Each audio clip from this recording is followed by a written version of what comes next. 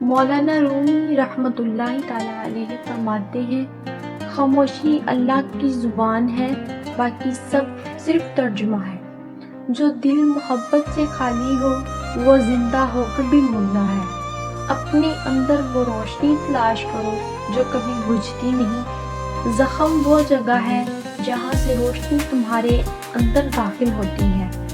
मोहब्बत इंसान को वहाँ ले जाती है जहाँ अक्ल भी नहीं पहुँच सकती। जो तुम तलाश कर रहे हो वो भी तुम्हें तलाश कर रहा है। दिल समुंदर की तरह गहरा रखो, हर बात पर शोर मत करो। सब्र तल्ख जरूर है मगर इसका फल बहुत मीठा होता है।